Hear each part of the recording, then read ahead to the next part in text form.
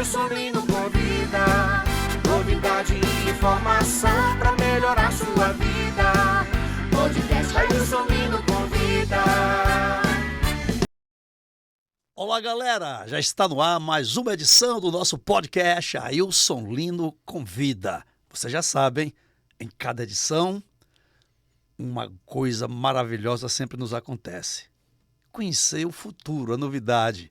Hoje, nós estamos recebendo aqui ele, que é lá de São Roque do Paraguaçu, é um distrito de Maragogipe, Bahia. Bacharel interdisciplinar de Humanidades, jornalista pela UFBA, produtor de conteúdo digital. Ele perdeu a visão há 30 anos. Hoje, atua como ativista pelos direitos da pessoa com deficiência. Está conosco aqui, diretamente de Maragogipe, nosso amigo Ednilson Sacramento. Ednilson, seja muito bem-vindo, muito obrigado por aceitar o convite de Ailson Lino Convida. E hoje vamos ter uma visão profunda, eu diria, e ampla, não da retina, mas da sensibilidade, da visão ampla que tem no nosso sistema nervoso central e tanta coisa que acontece depois que a gente perde a visão. Muito obrigado, seja muito bem-vindo. Ok, Ailson, um prazer imenso estar aqui, é uma alegria muito grande acompanhar o seu trabalho, bater um papo sobre a vida, né, sobre o dia a dia das pessoas, né, da minha pessoa. Muito bem. Para começar, Ednilson, você nasceu cego ou perdeu a visão já com o tempo aqui nessa vida? Não, eu nasci enxerguei por muito tempo ao longo da minha vida e, como você referiu, há cerca de 30 anos eu perdi a visão. Eu tive uma doença chamada retinose pigmentar, que é uma espécie de agressão do próprio organismo contra o organismo. É uma doença rara que atinge a retina e aos poucos eu fui perdendo a visão até chegar um momento em que a minha visão fechou totalmente. E quando isso aconteceu, como é que foi a sua reação? Como foi que ficou essa questão emocional, psicológica? Você aceitou como algo natural que estava ali já na sua vida ou teve uma certa dificuldade de aceitar esse momento, Ednilson? Olha, eu confesso que foi muito tranquilo para mim. Aliás, eu vou tirar o muito, né? Muito não. Foi tranquilo, não foi muito tranquilo, mas eu não tive aquele trauma de e agora o que é que eu faço? Não. Primeiro porque o médico, ele, ao me diagnosticar, ele me preparou, dizendo que, olha, aos poucos você pode perder a visão em 6 meses, em 10 meses, em 1 ano, em 10 anos. Nós não sabemos ao certo, porque é uma doença genética e que em algumas pessoas ela evolui rapidamente, em outras nem tanto. E de maneiras que eu não tive, assim, aquele choque, né? Uhum. Eu sabia e chegou um momento que eu disse, bom, eu tenho 2 caminhos aqui. Ou eu fico em casa trancado, reclamando da sorte, ou eu vou para a vida, né? Isso para mim foi interessante porque me impulsionou a dizer assim, bom, hoje eu vivo com a retinose pigmentar, mas vivo. Que eu acho que Ailson, essa é uma questão interessante, né? A deficiência não é o fim da linha, não é uma tragédia, que é algo que muita gente pensa, que às vezes deposita tanto. Digamos, você é um esportista, você é um piloto, você é um motorista, e aí você perde a visão e se sente tolhido de fazer aquela coisa. Se aquilo, na minha opinião, se aquilo é algo, se é tudo para você, aí de fato o baque é maior. Mas se você perde a visão, ou como pode perder qualquer um dos outros sentidos, e consegue, a partir dali, sobreviver, ou seja, criar uma nova vida, você vai avante. Maravilha. Você produziu muita coisa, né? Antes e depois aí que você perdeu a visão. Vamos começar em 1980, que você produzia conteúdos, né, para rádios comunitárias e também você fez a velho fanzine, né, que era aquela questão da revista eletrônica, que naquela época era uma caixa postal que tinha, as pessoas chegavam no orelhão, mandavam as mensagens para você. Me conta esse momento. Olha, eu fazia antes fanzine. Fanzine era um jornalzinho que a gente fazia datilografado, mimeografado, a partir de xerox, etc. Depois houve essa possibilidade de fazer, com o advento do telefone virtual, uma caixa de mensagens. Sim. Aí eu aluguei uma dessas caixas e coloquei o nome do telefanzine, de telefanzine, que era um fanzine, só que feito Via telefone. eletronicamente, de maneira digital. Aí o interessante é que eu comecei a fazer alguns testes e tal. Aí liguei para alguns amigos e disse, ligue para esse número aí amanhã para você dar uma analisada, ver. Aí o pessoal começava a gostar, né? Então os amigos gostaram e aí foi crescendo. Então eu passei a partir daí, eu já frequentava os shows de rock, já frequentava um pouco da agenda cultural da cidade. Aí eu coletava aquilo que eu via e transmitia no telefanzine. Era como se fosse um pequeno programa de rádio que funcionava através de uma linha telefônica. Daí nasceu, então, a ideia do livro Rock Baiano? Não, foi paralelo. Na verdade, paralelo. assim, precisamos fazer um feedback aqui da seguinte forma. Um feedback não, um flashback. Por exemplo, eu comecei a perder a visão e aí, nesse período, que eu chamo que foi um período que eu fiquei com baixa visão, eu fui afastado do trabalho e a partir desse momento eu procurei utilizar aquele tempo com outras coisas. Uma delas foi exatamente coletar material para o livro. Então eram resenha de shows, eram releases que as pessoas me mandavam e aí eu coletei material para fazer um livro. E é um livro que eu achava que em 6 meses eu lançaria, mas desses 6 meses levamos quase 6 anos, né? Pelas razões que já se sabe, né? O que é editar um livro de forma independente e tal. E paralelo a isso, eu fiz o telefanzine. Então o telefanzine foi uma experiência muito interessante, não só para mim, mas como para as pessoas que escutavam o telefanzine, porque era uma época em que se tinha essa informação de maneira inédita. Você ainda não tinha bem o telefone celular, você não tinha popularizado a internet, então o telefanzine reinava. Que legal. E em 2017 você então vem com um guia, né, pauta eficiente, né, que é para abordar as pessoas, né, com deficiência. Como é que foi que surgiu essa ideia e como você desenvolveu?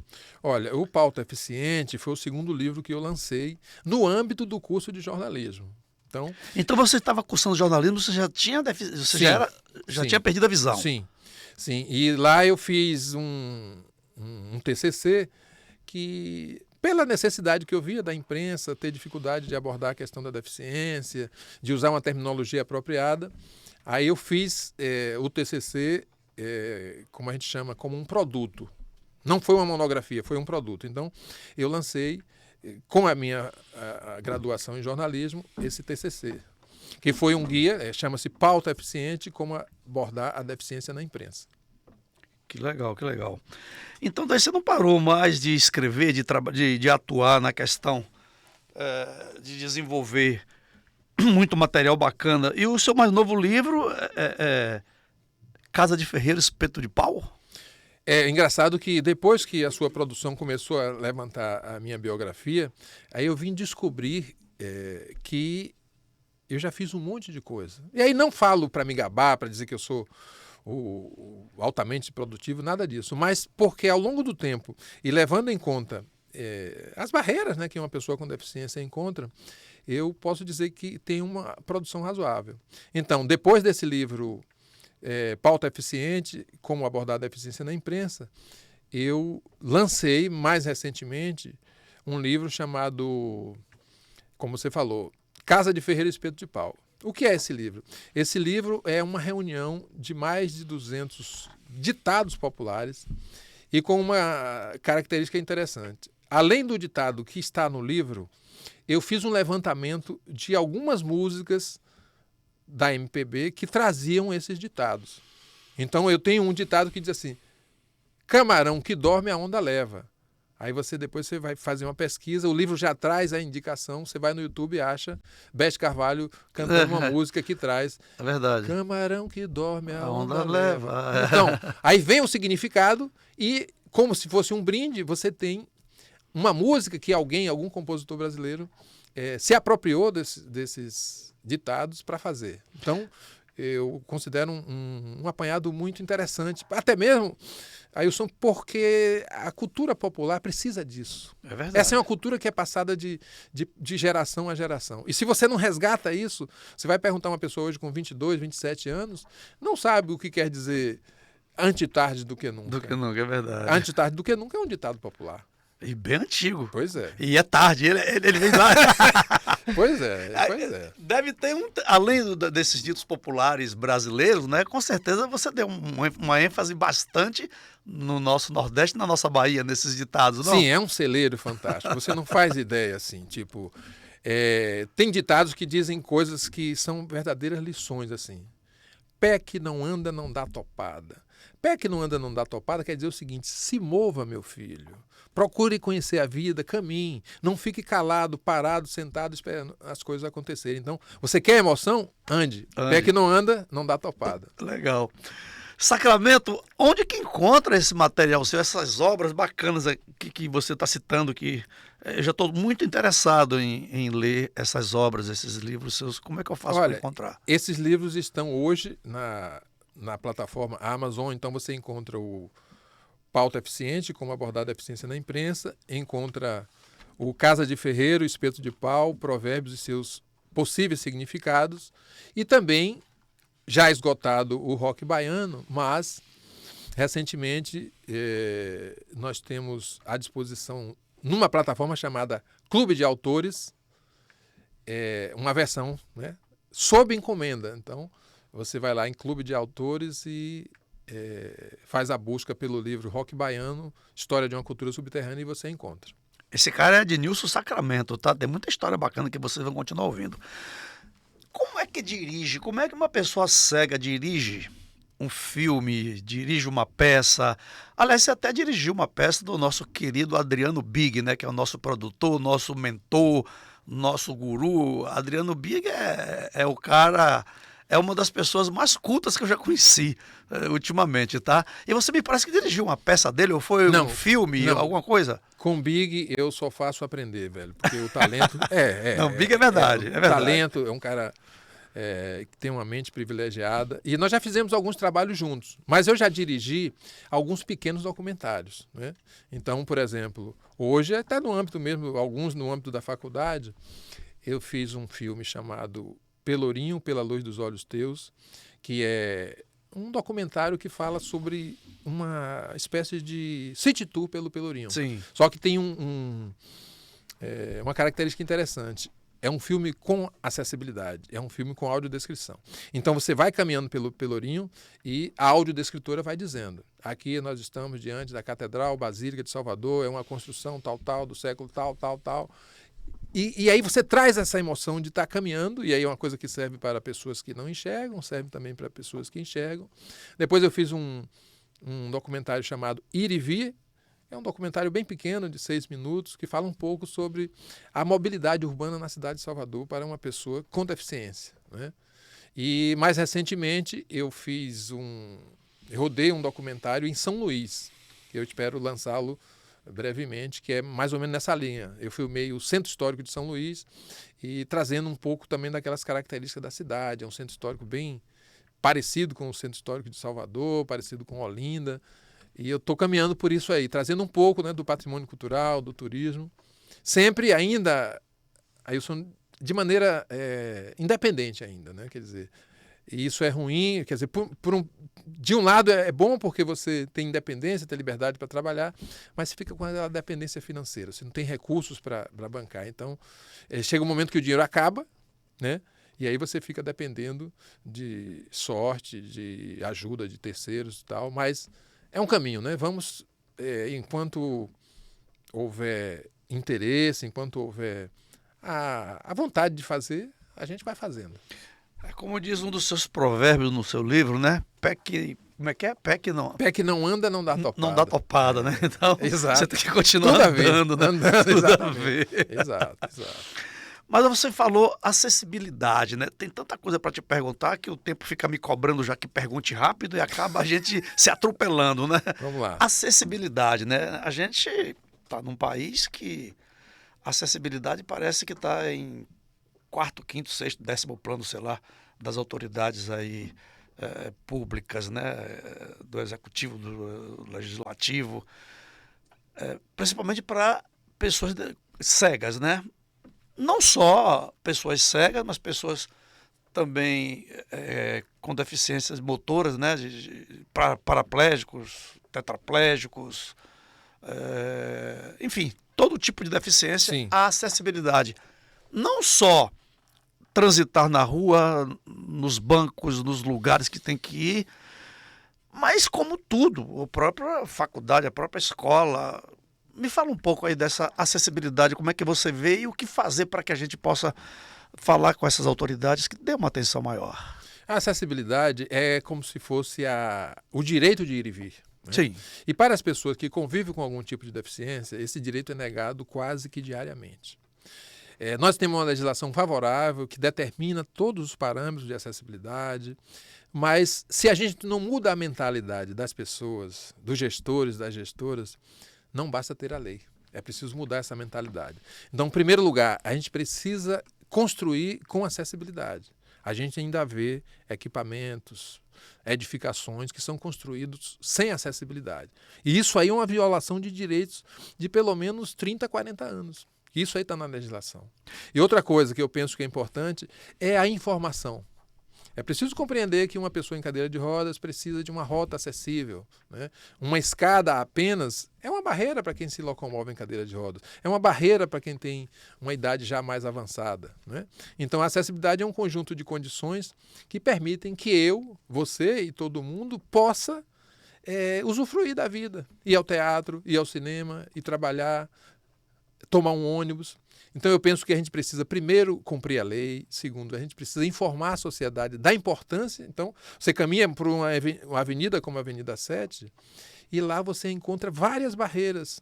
Às vezes é um carrinho de cachorro-quente, às vezes é um camelô, às vezes é a própria pessoa que para no meio da calçada. Então, vamos lembrar que calçada é para se caminhar. Banco de jardim é para bater papo. Concorda, Edson? Claro que sim, número, gênero e grau. Isso é tão profundo, meu caro Sacramento, que a gente vê, por exemplo, nos próprios estacionamentos, né, de shopping, de qualquer tipo de estacionamento, as vagas, né, que são destinadas para pessoas com deficiência, né? Sim. E tem lá muita gente estacionada que não respeita. Vaga do idoso, eu vejo muito estacionamento ser um cartãozinho que é de idoso. Vaga para pessoa com deficiência de locomoção. Vagas para gestante até, que não é uma deficiência, mas é uma situação. Né? Enfim, é um estado que necessita de cuidados. Então, Sim. é cultural. Eu estou falando sobretudo da Bahia, onde eu vivo, em Salvador. Eu vejo essas coisas. Eu acho que isso deveria ser E antes de mais nada... um ensino, uma coisa que devia... conscientização das pessoas. Nosso podcast contribui muito com isso. Não é? A partir do momento que as pessoas estão nos acompanhando, a partir do momento em que essa voz ressoa lá fora, a pessoa toma um pouco mais de consciência. Essa é a nossa esperança. Mas esse, Edson, essa é uma tarefa de todos nós. Né? Você tem que ter a gestão pública executando e fiscalizando. Você tem que ter, como você trouxe mesmo, as pessoas ter essa consciência, né? No trânsito, no estacionamento, perceber que não é, por exemplo, uma pessoa em cadeira de rodas para sair de um bairro como Cajazeiras para ir para o Farol da Barra, não tem as mesmas condições de uma pessoa que não usa cadeira de rodas. Isso até é simplório, mas é necessário. Então é preciso ter essa consciência, é preciso, quando nós utilizamos a prioridade, não é uma benesse. A prioridade é uma garantia de direitos que você está como se fosse compensando, né, aquela barreira que a pessoa tem para se deslocar. Exatamente. Você foi muito feliz nessa colocação. É uma compensação, sim, para a gente superar, né, aquela barreira que o deficiente traz. Vamos fazer umas perguntas para você que eu tinha e tenho curiosidade, assim como a população toda, né, tem certas curiosidades, né? Uma pessoa cega, ela se locomove sozinha nas ruas Eu queria que você contasse alguns fatos inusitados que houve com você. Por exemplo, você está sozinho em um restaurante, num bar, em qualquer local público e as pessoas acharem que você sei lá, não tem condição de estar ali, porque está ali. É incrível você estar ali sozinho. Conta alguma passagem dessa. Olha, você tocou num assunto interessante. Em termos de restaurante, eu já aprendi a tomar cuidado com as palavras que eu utilizo. Recentemente eu fui num restaurante, aí decidi um táxi, entrei, aí estava querendo uma mesa. Aí eu usei uma palavra, Ailson. Por favor, me ajude a... Quando eu disse me ajude a... Eu ia dizer a chegar numa mesa. Aí o rapaz disse, olha, nós não damos refeição aqui. O gerente não permite que a gente dê refeição. Que coisa, hein? Quer dizer, de antemão, aquele atendente, eu não sei se era um segurança ou se era já um garçom, ele... É o preconceito, né? É o capacitismo que a gente chama. Então, foi uma pessoa cega batendo ali naquela porta, não é um cliente. Está pedindo esmola. Está pedindo esmola. Essa é uma questão que a gente tem que combater a cada dia. Né? Existem pessoas com deficiência que não têm condições de entrar num restaurante, por exemplo, mas isso não quer dizer que todas as pessoas sejam assim. Não? Então, primeiro é mudar a mentalidade. Segundo, às vezes... você vê pela cidade um recurso de acessibilidade chamado piso tátil. O Sim. piso tátil é uma faixa que permite, que orienta uma pessoa cega a caminhar Sim. sem obstáculos. E muitas vezes os pisos táteis são instalados nas ruas sem qualquer critério. E às vezes você tem um piso tátil que vai dar num poste. Você tem um piso tátil que vai dar num muro, sem nenhuma sinalização. O que quer dizer isso? Aí. Que você tem a legislação, você tem o suporte técnico ali, que é o recurso de acessibilidade, mas alguém colocou errado. Gente do céu, como é que tem uma pista tátil, um piso tátil, justamente para facilitar e esbarra no poste, esbarra no muro? É a mentalidade, as pessoas não se dão conta daquilo. Né? Não se dão conta daquilo. Então, coisa. É preciso mexer com isso, é preciso mexer com a cabeça das pessoas e aprender a respeitar. Né? Porque a gente vem de um histórico, Ailson, que essas pessoas não andavam na rua. Ou se andavam para pedir esmolas, para ter aquele tratamento assistencialista. Nós estamos hoje na era da cidadania. É claro que tardia, né? Porque nós somos cidadãos desde que nascemos, mas as pessoas com deficiência quase sempre são tratadas assim, né? Com o capacitismo, que é assim, puxa, por que você vai a um banco? O que é que você quer aqui no estádio de futebol? Quer dizer, ainda ouvimos isso. Não quer dizer que seja por parte da maioria das pessoas. As pessoas quase sempre nos tratam com respeito, com dignidade, nos ajudam, mas não é todo mundo, Ailson. Existe aí uma grande diferença, meu caro Sacramento, o seguinte, eu vejo em muitas oportunidades cegos nas ruas para atravessar, por exemplo, uma rua, né? Tem um semáforo e as pessoas têm... essas pessoas, algumas, ajudam esses cegos, não com a questão da cidadania, mas com dó, com piedade. Não deve deve acontecer assim, ó, coitado, um ceguinho, como eles falam, né? Desculpa o termo, sim, né? Sim, mas é. Gente, o cego ele só tem deficiência visual. E vamos sair do restaurante para uma lanchonete. Eu tive numa lanchonete recentemente, em que quando eu cheguei no balcão, que abordei, dei boa tarde ao rapaz e disse o que eu queria, ele, eu admito que ele tenha regalado os olhos. Boa tarde, o senhor está aqui sozinho? Como deixar o senhor vir aqui sozinho? Você veja a mentalidade desse. Quer dizer, ele estava imbuído das melhores intenções, de me tratar bem e tal, mas aí ele usou do capacitismo. O que quer dizer isso? Não, uma pessoa cega não anda sozinha. Uma pessoa cega não tem condições de pedir um lanche numa lanchonete. Tinha que vir com alguém. E eu, particularmente, não precisaria de uma pessoa para me ajudar a pedir um lanche numa lanchonete. Claro que não. Então, são essas questões que a gente precisa mudar a mentalidade. Né? Mas no dia a dia, a maioria das pessoas ajuda normalmente. Claro que a gente não sabe exatamente se ao final da tarefa, se a pessoa diz assim, poxa, ajudei um colega ali a ir para o seu destino. Ou então se a pessoa pensou assim, meu Deus do céu, olha, livrei a pessoa cega de um perigo e tal. Mas aos poucos a gente vai acabar com isso, viu, Ailson? Tomara que acabe, né? Porque está demorando muito, né? Agora vamos voltar à direção de filme, de peça, enfim. Um cego, né? Que vai dirigir, como você dirigiu vários documentários que você citou aqui, e outras peças também, teatrais, filmes, etc e tal. E lá no momento você fala, peraí, essa coisa, eu não estou vendo tal cena. me conta como é você dirigir alguma coisa e você falar. Eu não estou vendo, ou seja, Sim. o autor, o diretor não teve talvez a sensibilidade, ou não se preocupou muito, ou por não viver a situação de um cego, não deu essa ponte para entender, para viver, para ver. Na verdade, a gente utiliza uma série de referências, não é? Então, por exemplo, é claro que se eu estou trabalhando com você e você não está suficientemente maquiado, eu não tenho, nesse primeiro momento, condições de averiguar, né? De Claro. dizer. Mas aí eu tenho um assistente. Porque aí as pessoas pensam, não, ele vai fazer tudo. Não. E aí nós usamos muitos referenciais.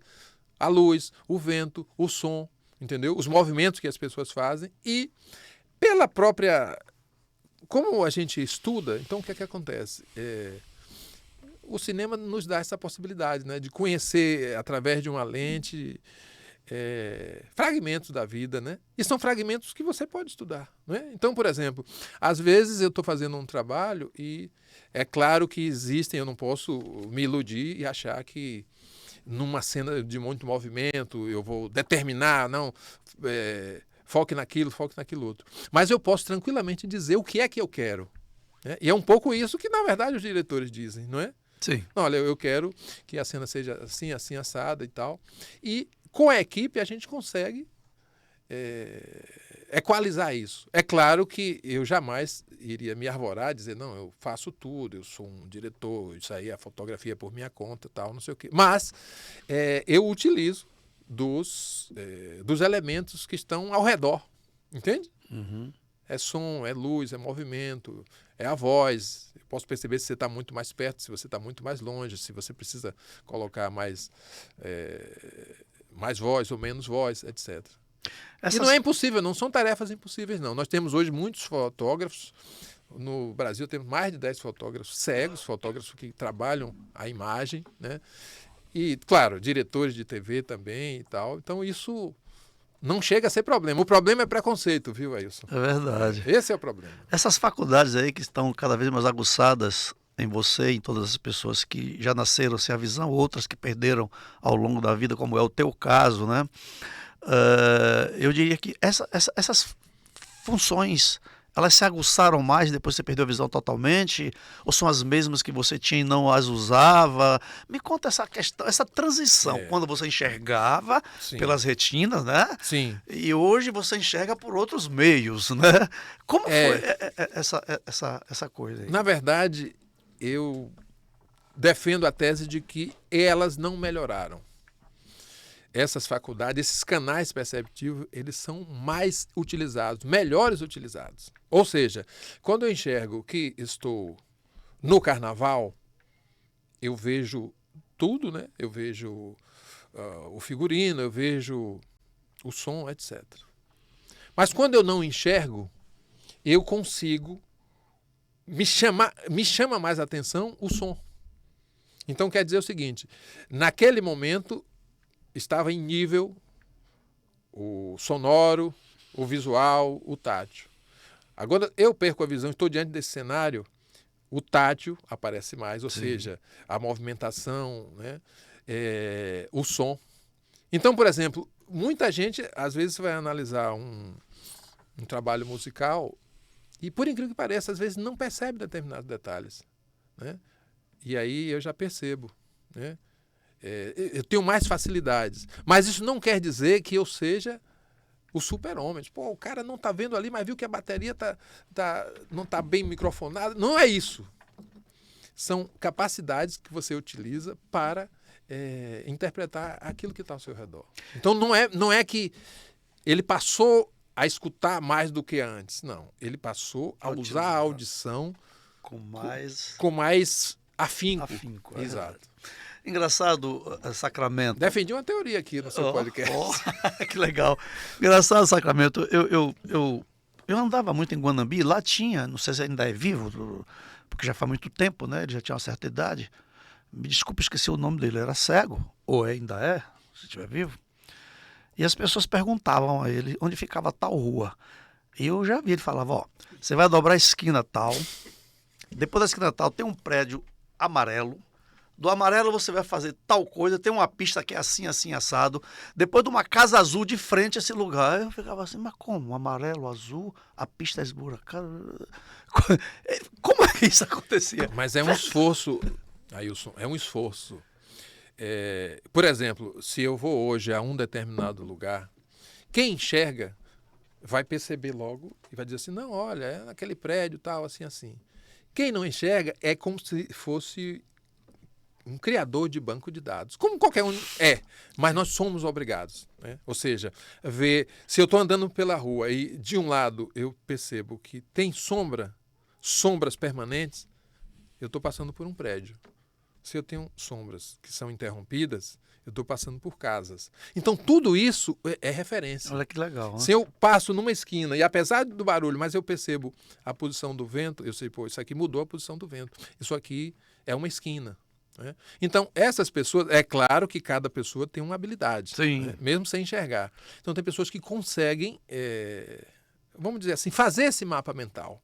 Mas aí não é fácil, porque aí tem que ter concentração. Né? Por exemplo, tem pessoas que conseguem simplesmente chegar no lugar, mas não sabem o nome da rua. Não é? Enxergam, não tem.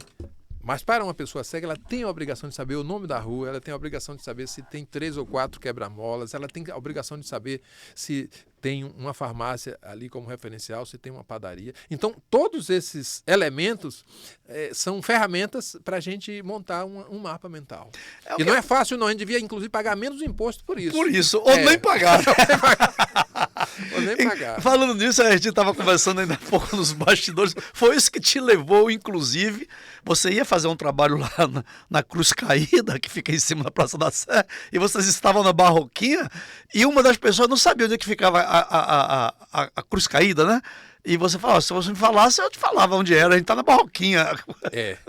E teve uma época que eu estava com uns colegas e tinha uma pessoa do estrangeiro, uma pessoa de outro país, e estava querendo se deslocar do centro para Patamares. E agora, me dá uma carona, e me deu uma carona. E aí o pessoal ficou se perguntando, e agora? Porque como é que vai ser isso? Será que ele sabe onde vai descer e tal? Qual foi o combinado? A pessoa me deu a carona e eu orientei a pessoa a chegar em Patamares. Como assim? Aí, baseado nesses referenciais. Como eu conheço razoavelmente a cidade, dizendo, olha, você já andou 100 metros aqui, olha, vai ter um viaduto ali. Você dobra à direita, entende? E aí a pessoa chegou ao destino.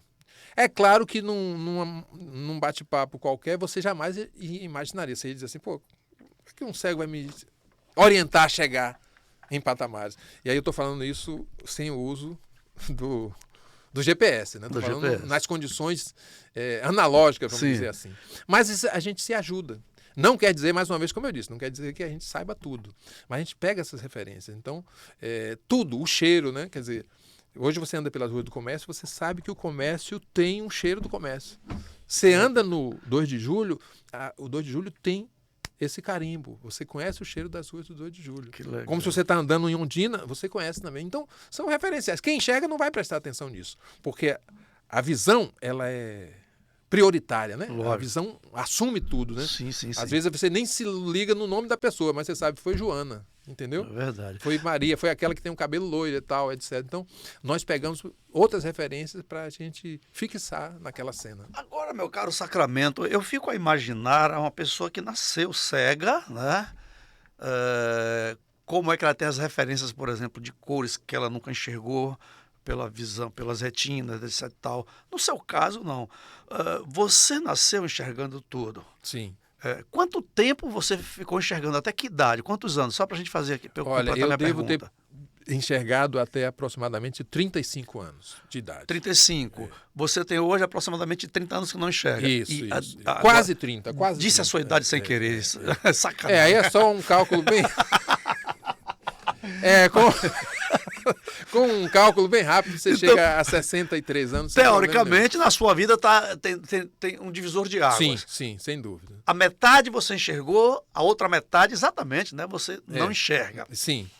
Você ainda utiliza dessas referências com muita frequência dessa primeira metade que você enxergava, ou você desenvolveu uma outra técnica e que nem você recorre à metade que você enxergava, você utiliza basicamente esse momento que você não enxerga? Não, Me conta essa história. Sim, recorro porque são referências que a gente grava. Agora, se você me falar sobre cores de automóveis, aí já foi. Porque antigamente você conhecia 10, 12 cores de automóveis. Hoje você tem 200, né? Então, o automóvel antigamente era preto, vermelho, amarelo, cinza. Hoje você sabe muito bem que... Não sei, num catálogo, é até algo para a gente pesquisar, né? Quais são as cores dos veículos que uma concessionária fez? Muito são bem. poucas. Então, aí eu já não tenho. Né? Muito Quando bem. você traz uma cor de, sei lá, foi desenvolvida, né, de 20 anos para cá, eu já não tenho. Mas as referências principais eu tenho. E isso me ajuda a compor essa imagem mental. Muito Aí você bem. pergunta assim, aí quem nunca enxergou? Quem nunca enxergou vai fazer associações. Ele não vai ver, ele não vai saber o que é o amarelo.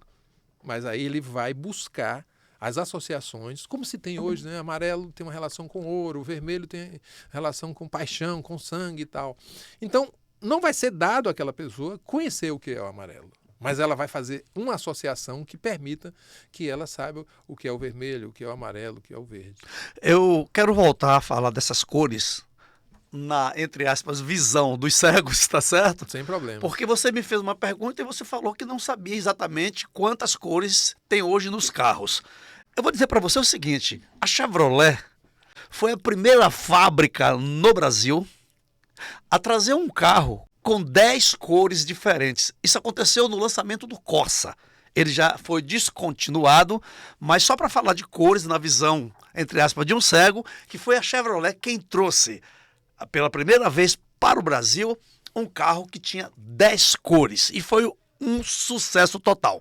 E a Chevrolet está fazendo agora 100 anos no Brasil e o consórcio Chevrolet quem está fazendo a festa. E quem ganhou o presente é você.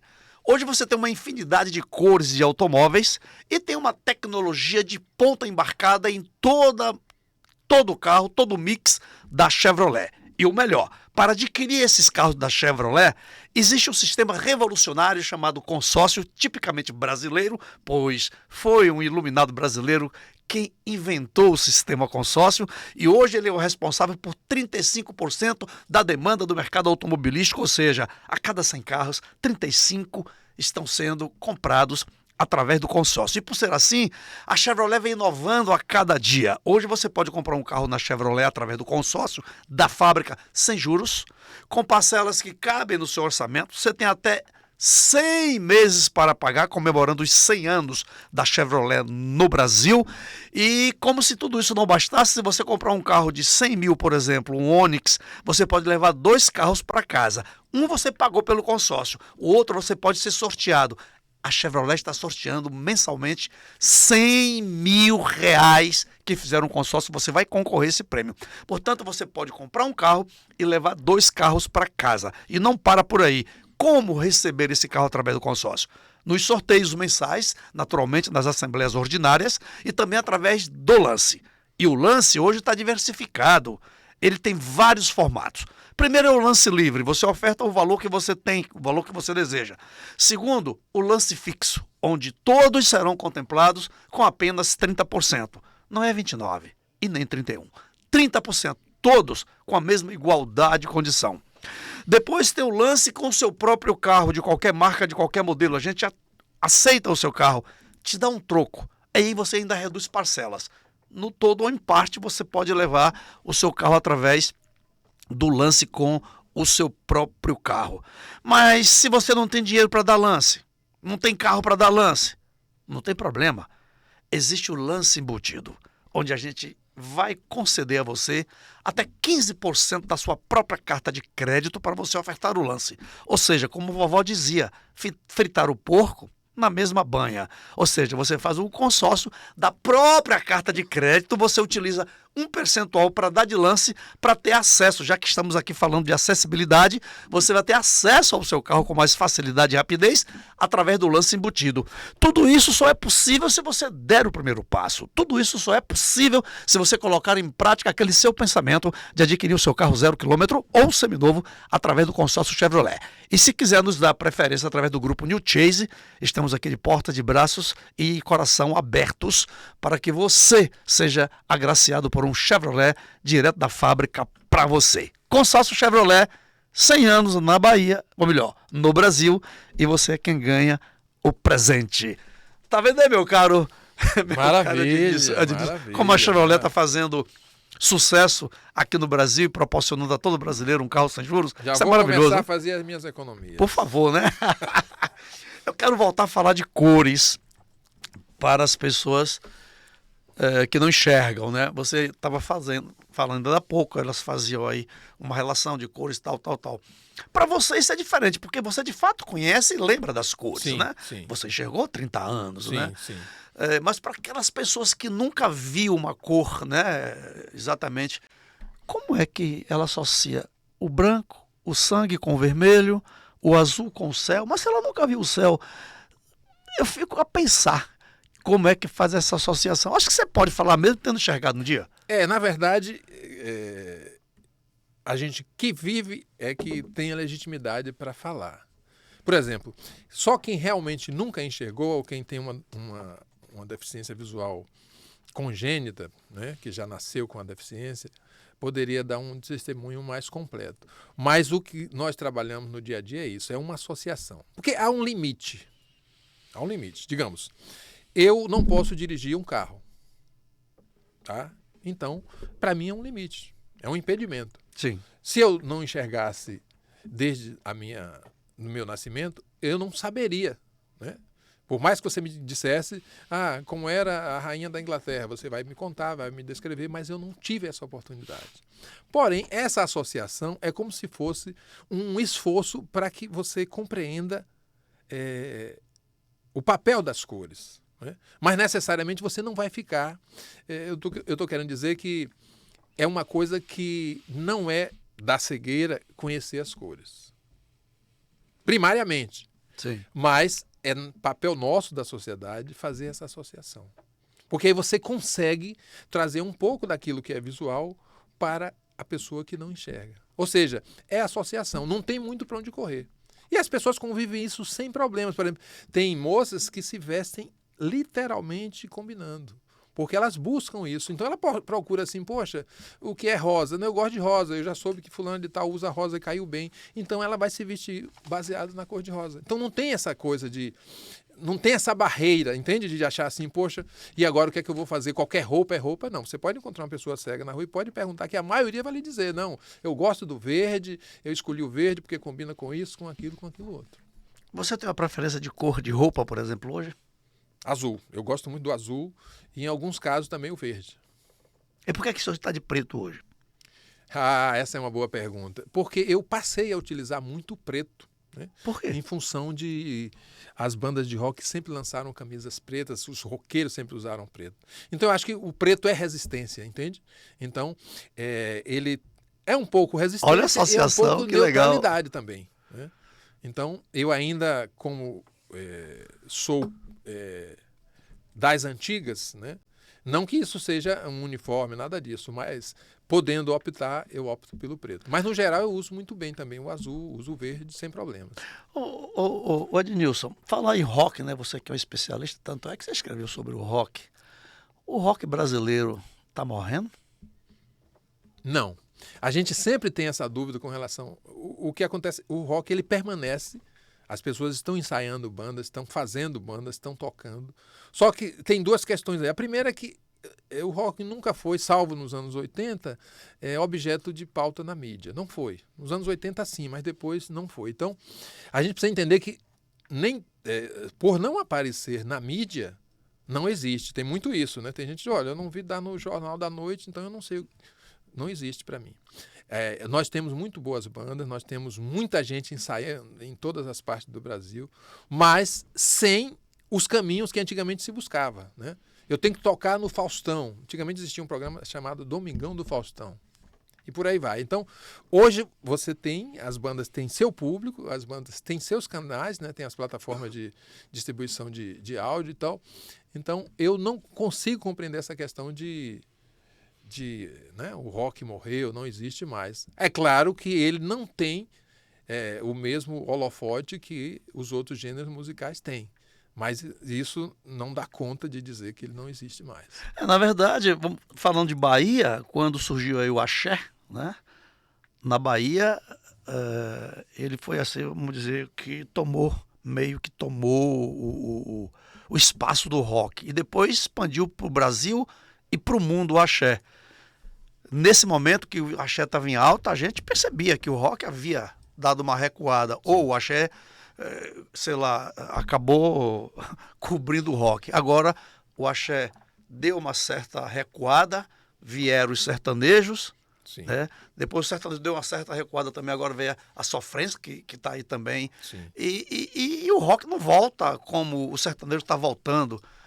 Por que essas bandas estão muito inibidas? As pessoas não querem mais tocar o rock? O que é? Não existe isso. Eu penso o seguinte, quando a gente fala do axé, o axé é como se fosse a plantação predatória, entendeu? Você tem aquela colheita que você vende carretas e mais carretas e você sempre tem, vamos comparar aí com a soja da música, e não só ela sufocou gêneros como o rock, mas todas as demais, né?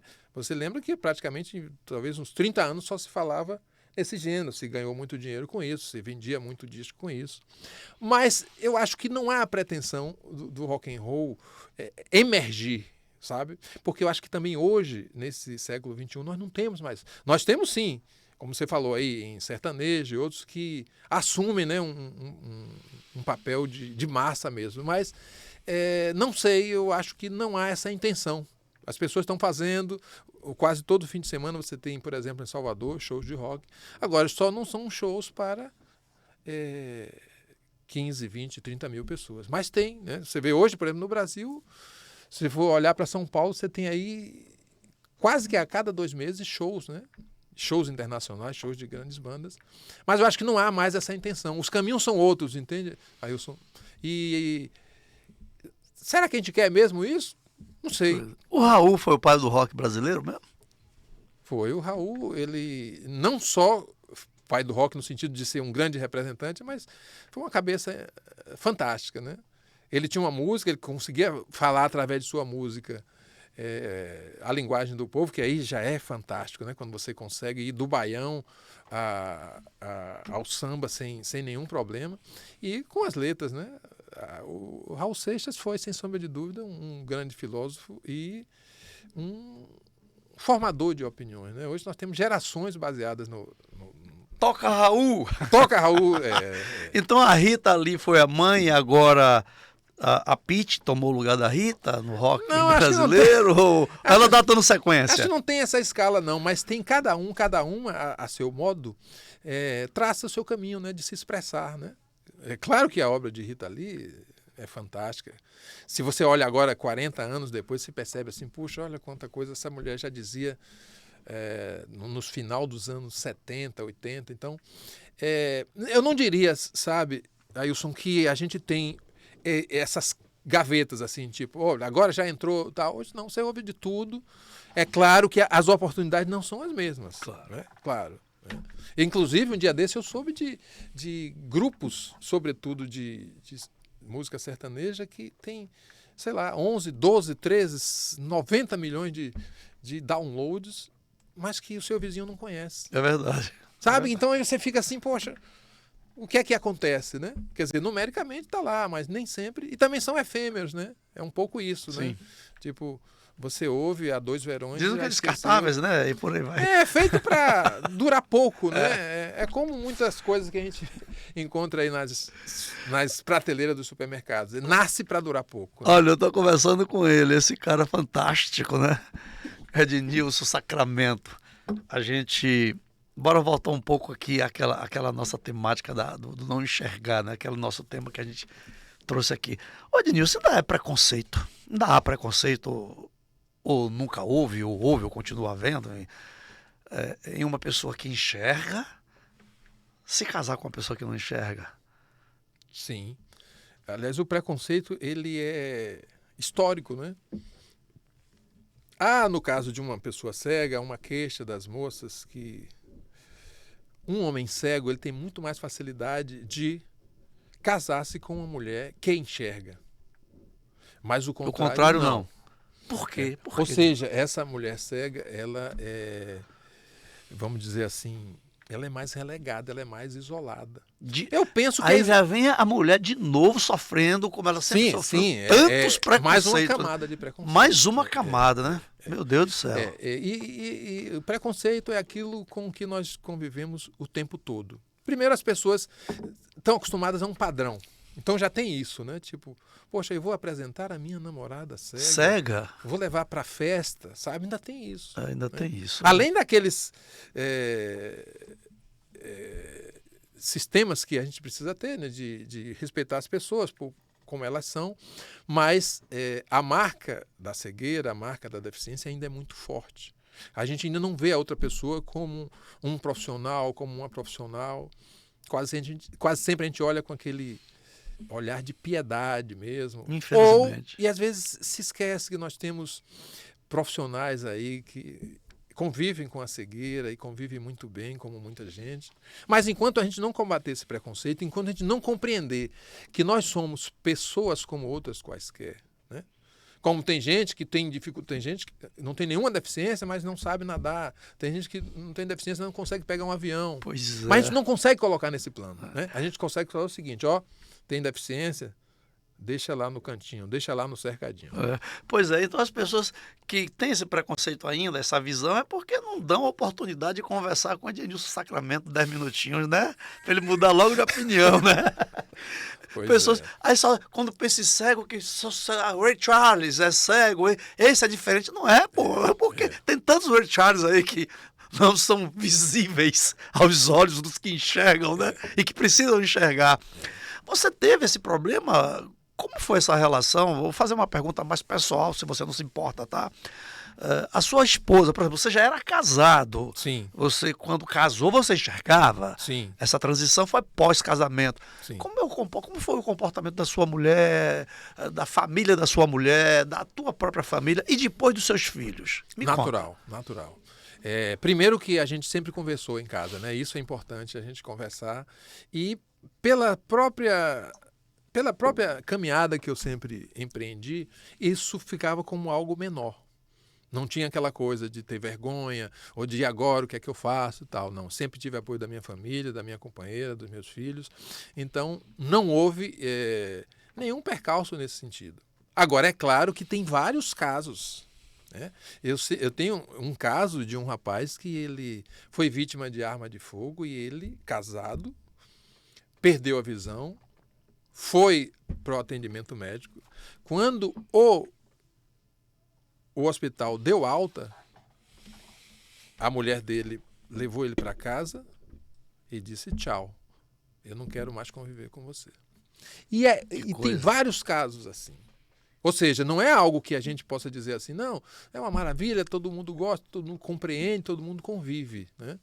Mas nem por isso a pessoa deixa de ter a dignidade, né? Claro. Vai ver que ela não era para ela continuar convivendo com aquele sujeito e tal. Mas tem muito isso, né? Tem muito de preconceito ainda. Olha, e no seu caso, particularmente, como você falou ainda há pouco, você se casou, você enxergava, mas os seus filhos vieram depois que você perdeu a visão, não é isso? Sim, então, sim. Eles já nasceram e já te conheceram. Nesse universo. Nesse universo. Então, olha a grandeza da sua mulher. Sim. Né?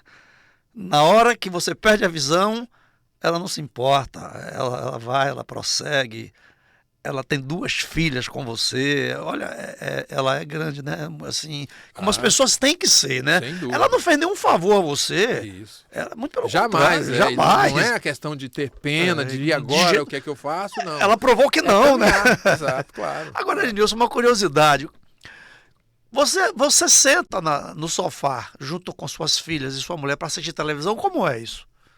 Bom, nós temos um problema aí, porque, no geral, diante da televisão, na maioria dos casos, Eu apenas escuto. Sim, claro, claro. Mas hoje nós já temos tecnologia para isso. Então, alguns canais de televisão, aliás, as principais redes de televisão, elas, por determinação legal, elas precisam exibir uma quantidade de horas com audiodescrição, né? Aí sim, é claro que não é toda a programação, mas, por exemplo, parte dessa programação tem audiodescrição.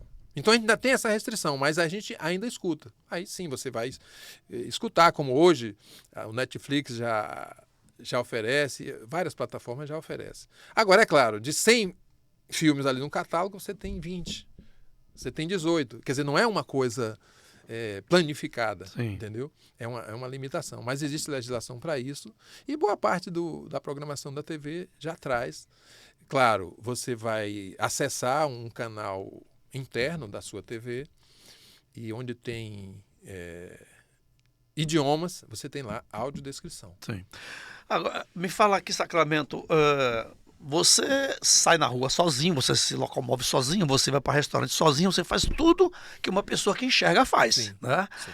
Como é na hora de pagar a conta? Conta aí, o seu celular, como é que você transita nesse universo aí dos que enxergam e você tem que... Hoje em dia você paga de algumas formas, né? Você pode usar o seu cartão de crédito, pode usar o cartão de débito, pode usar o Pix, que é uma forma muito comum de pagamento. E nós hoje enfrentamos um problema que é o seguinte, digamos, eu vou a uma determinada casa e compro e vou pagar. Nós temos hoje um sistema de cobrança através das maquininhas de cartão. E o que nós enfrentamos muito como barreira são as máquinas que são toque na tela. Ou seja, é uma tela lisa, você não tem relevo nenhum, e aí eu fico exposto. Porque ou eu tenho que informar a minha senha para o caixa, ou eu tenho que ir com alguém que conheça a minha senha. Então você imagina que prejuízo aí na privacidade. Sim. Então nós temos uma campanha aí para que os estabelecimentos comerciais ofereçam aquela maquininha de cartão que permita o uso do teclado físico, né?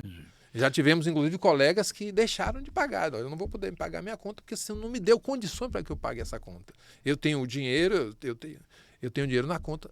E aí o cara providenciar aquela maquininha e depois a pessoa cega vai lá e paga. Você usa cédulas, o dinheiro vivo mesmo, em espécie? Sempre que cai alguma na minha mão, eu uso, viu? Você conhece... Mas é coisa... O Big tá aqui do lado, não aguentou a risada do Big aqui. Mas é Tem coisa... como mostrar a câmera do Big aqui? Mostra a câmera, manda o Big rindo ali. Mas é coisa... O Big, sempre que ele pega, É tudo... tinha Mas que é- ser. Mas é coisa muito rápida, né? Porque o dinheiro não dura. na Big mão tá da morrendo de rir ali com você. Mas assim, como hoje o dinheiro de papel está sendo muito pouco utilizado, né, as próprias instituições estão recomendando a não utilização do uso, né, a não utilização da cédula, e isso tem sido descontinuado. Mas eu, por exemplo, não conheço, né? Eu tenho uma noção do que seja uma cédula de 20, de 50 ou de 100 reais, mas não tenho aquela habilidade para reconhecê-las. Embora muitos colegas que são cegos conseguem, como é que se diz? Identificá-las. Mas é também uma barreira. Muitas vezes eu dependo, se eu for pagar em dinheiro, da consciência de quem está me cobrando, né? Eu vou dar um valor X, ele vai me dar um troco de X e eu vou na confiança. Isso aí a gente, infelizmente, fica vulnerável. Muito bem. A gente está falando aqui também de acessibilidade, né? E a população em si, né?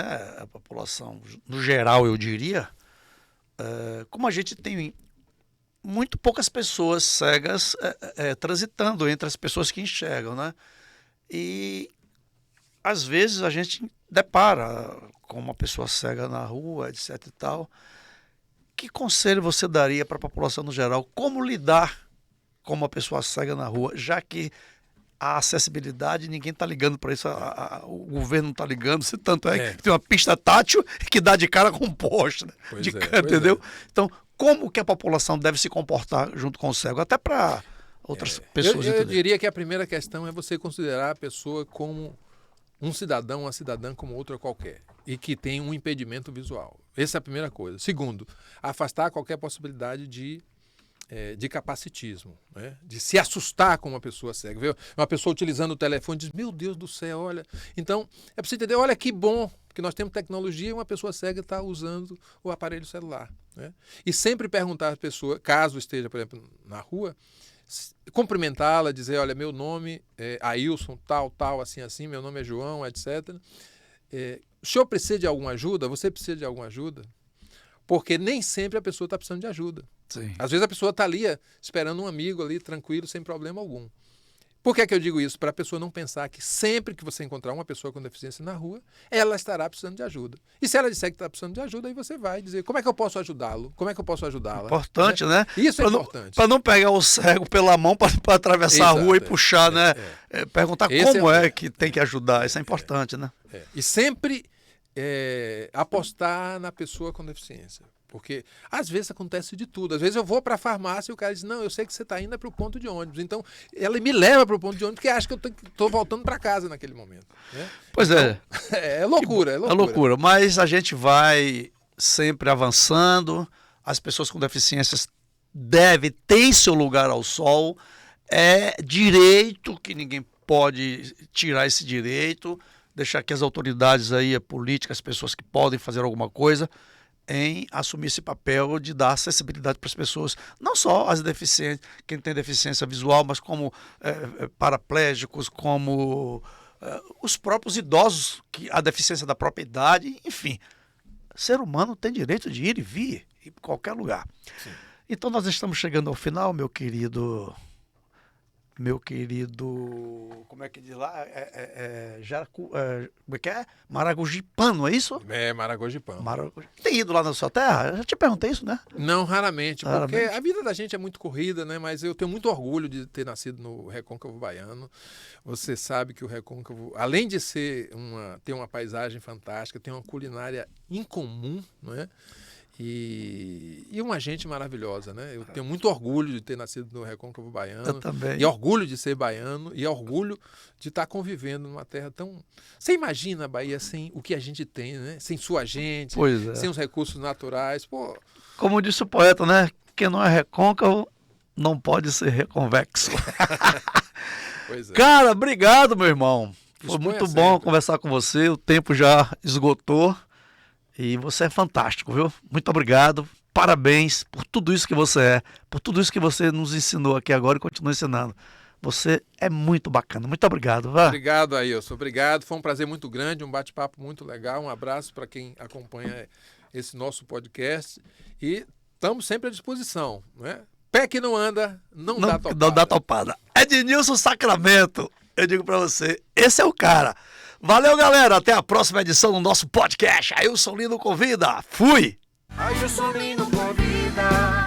Novidade e informação pra melhorar sua vida.